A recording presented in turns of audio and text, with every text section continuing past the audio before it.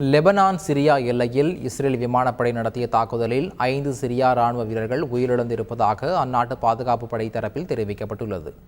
Syria Lebanon எல்லையிலும் Israel விமானப்படை தாக்குதலை நடத்தியிருக்கிறது.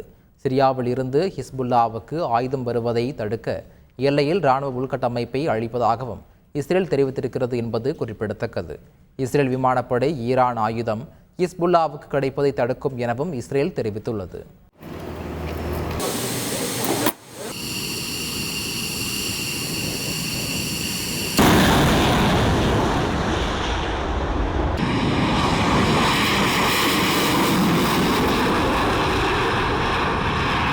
லெபனானில் ஹிஸ்புல்லாவை குறிவைத்து இஸ்ரேல் ராணுவம் தொடர்ச்சியாக தாக்குதல் நடத்தி வருகிறது. இஸ்ரேல் தாக்குதலில் 200க்கும் அதிகமானோர் பலியாகியுள்ளனர். லெபனானில் தாக்குதலை தீவிரமாக நெதன்யாகு உத்தரவிட்ட நிலையில் இஸ்ரேலிய படை வடக்கு எல்லையில் ராணுவ டாங்கிகளை குவித்து வருகிறது.